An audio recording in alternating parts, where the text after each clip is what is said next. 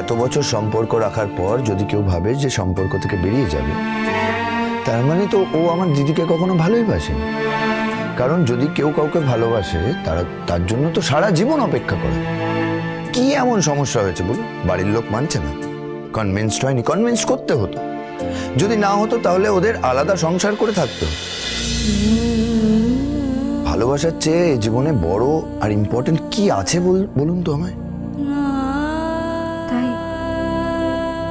হ্যাঁ তাই, আমি তো তাই বিশ্বাস করি। আমি বিশ্বাস করি যে পৃথিবীতে ভালোবাসার চেয়ে ইম্পর্টেন্ট জিনিস আর কিছু নয়। ভালোবাসা না থাকলে জীবন আর মৃত্যুর মধ্যে কোনো তফাৎই থাকবে না। আর আমি এটাও বিশ্বাস করি যে সৌরভদা যদি সত্যি দিদিকে ভালোবাসতো তাহলে দিদির থেকে আলাদা থাকতে চাইতো না আর কি। আলাদা থাকতে চাইছে, থাকতে পারছে, তার মানে এটা ধরে নিতে হবে সৌরভদা আমার দিদিকে কখনো ভালোই বাসেনি। ভালোবাসা ভেবে জিনিসটাকে ভুল করেছিল।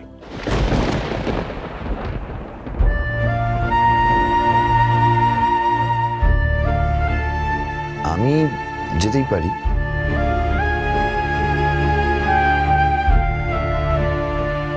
তুমি যাবে আমার সঙ্গে? আমি গেলে তুমি যদি যাও তাহলে আমি যাব। দিদিভাইটা সৌরভদাকে বড্ড ভালোবাসে গো।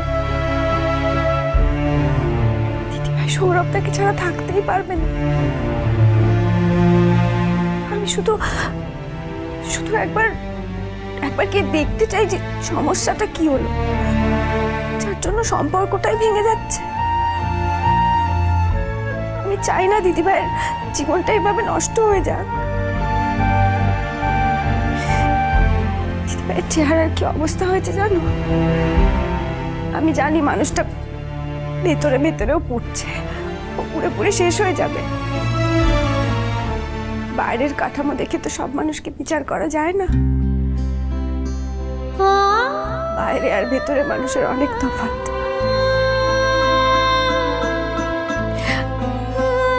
আর আমি চাই না একটা মানুষ ভালোবেসে এইভাবে শেষ হয়ে যাক।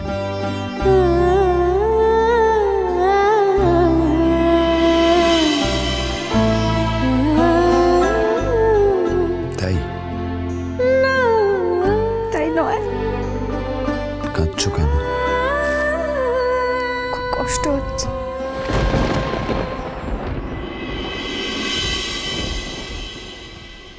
দিদি ভাইয়ের জন্য?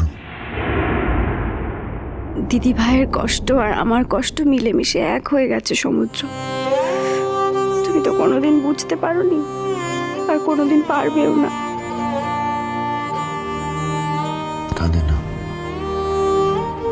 একটা কথা দিয়েছি যে আমি সৌরভদার সাথে কথা বলতে যাব, তোমাকেও নিয়ে যাব।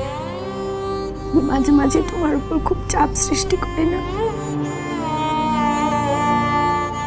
আমি জানি তুমি নিজেকে দূরে সরিয়ে নিয়ে যেতে চাইছো আমার থেকে, কিন্তু তাও নানা কারণে আমাদের কাছে আসতে হচ্ছে। সরি, আমি কোনো কিছু ইচ্ছে করে করছি। আমি অপারক হয়ে শুধু দিদিভাইয়ের জন্যই তোমার কাছে সাহায্য চাইতে এসেছি। ভাগ্যিস তুমি আমার কাছে সাহায্য চাইতে এসেছো, তাই তো আবার তোমাকে স্পর্শ করতে পারি, আবার তোমার ঘনিষ্ঠ সান্নিধ্যে দাঁড়িয়ে কথা বলতে পারি, আবার তোমার নিঃশ্বাসের স্পর্শ এসে লাগে আমার শরীরে,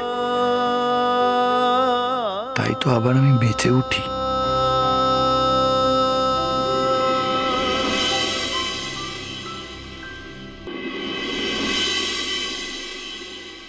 এই তো বলছি, একটা কথা বলতে এলাম। আমরা তাহলে কবে যাচ্ছি? কোথায় মানে কি? ওই যে কালকে কথা হলো সৌরভদার কাছে। ও হ্যাঁ, সে গেলেই হয়। গেলেই হয়? কিন্তু কালকে আপনার সাথে সব কথা ফাইনাল হয়ে গেল, তারপরে এরকম ভাবে গা ছাড়া ভাবে আপনি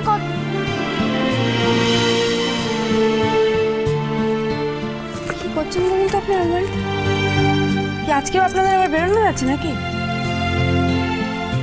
সে অবশ্য থাকতেই পারে, এত শাড়ি টাড়ি কেনা হয়েছে, গয়নাগাঠিও তো কিনতে হবে, হয়তো গয়নাও কেনা হয়ে গেছে, আমি জানি না। যাই হোক, মোদ্দা কথা হলো আপনাকে ওই সায়নীকে নিয়ে আজকে আবার বেরোতে হবে, সেই জন্য আমার সাথে বেরোনোটা আপনার পক্ষে সম্ভব না, তাই তো? আবার তুমি আমাকে ঘা দিচ্ছ। যতবার ভাবি শান্ত হয়ে থাকবো, কোনো আঘাত করব না, ততবার তুমি আমাকে এমনভাবে ঠোকরাও যে আমি তোমাকে রক্তাক্ত না করে থাকতে পারি না। তোমার নিয়তি তুমি নিজে তৈরি করো কঙ্কাবতী, আমার কোনো হাত থাকে না তাতে। ঠিক আছে, বুঝতে পেরেছি আপনি এখন খুব ব্যস্ত আছেন, আমি আসছি। দাঁড়ান, এটা একটু দেখুন তো কেমন হয়েছে। যদিও রংটা আমার পছন্দ। কি হলো, এদিকে আসুন, আসুন না, রংটা পছন্দ। কি কি এটা কি? তো শাড়ি বেনারসি, আমি সেদিন গেছিলাম না কিনতে, আরো কয়েকটা আছে, দেখাচ্ছি।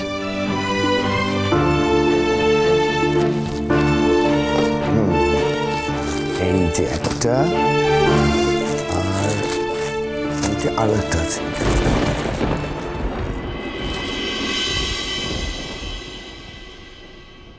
সবগুলোই নতুন আর কি।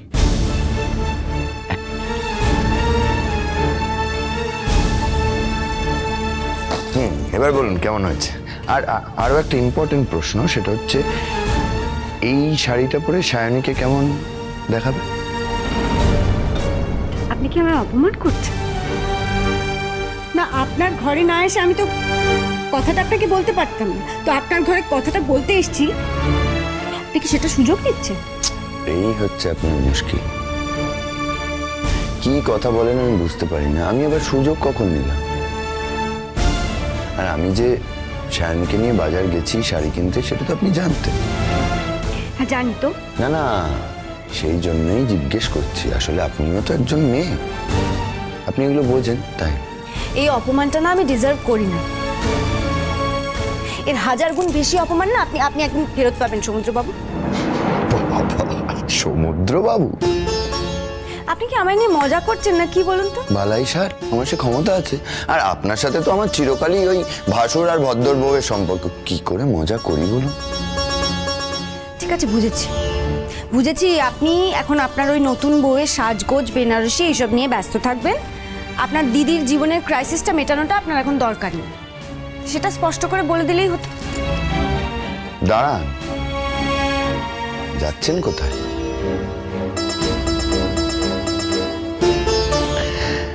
এই সায়নীর জন্য আনা বেনারসি দেখে আপনি এভাবে রিয়াক্ট করবেন আমি বুঝিনি। মানে আমি তো ভেবেছিলাম বিষয়টা আপনার সয়ে গেছে। কি জন্য রিয়াক্ট করব আমি? কিসের রিয়াকশন আমি বুঝতে পারছি না। আমিও বুঝতে পারছি না কিসের রিয়াকশন, শুধু মনে হচ্ছে আপনি রিয়াক্ট করছেন তাই বলছি। আপনি তো দেখছি অ্যাকসেপ্ট করতেই পারছেন না। কি অ্যাকসেপ্ট করতে পারছেন?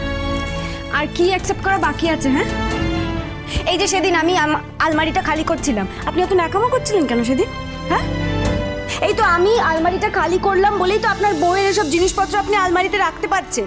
আমি তো আপনার উপকারই করেছি।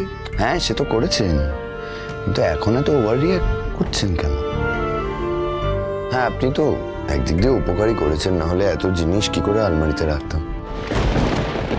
তাছাড়া আমার বউটা যা উদাসীন। সত্যি সত্যি আপনার লজ্জা শরম বলে আপনার কিচ্ছু নেই। হ্যাঁ, কদিন বাদেও আপনার বউ হবে, এটা না পৃথিবী শুদ্ধ লোক এখন জানে। আপনার এত চেঁচিয়ে চেঁচিয়ে বলার কিছু হয়নি, এখনো না বিয়েটা হয়নি। বিয়েটা হয়নি তো কি হয়েছে, বিয়েটা তো হবে, আর তো মোটে 1 সপ্তাহ বাকি।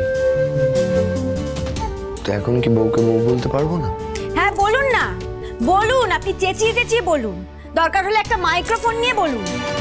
আপনি না একটা কাজ করুন, এখন পুজো আসছে তো অনেক ঢাকি পেয়ে যাবেন, আমি ঢাকিদের বাড়িতে নিয়ে আসুন, ঢাক বাজিয়ে বাজিয়ে বলুন। বাবা, আপনি তো দেখছি প্রচন্ড রেগে গেছে। খবরদার, আমি মোটেও রাগি টাগিনি, আমার না রাখতে বয়ে গেছে।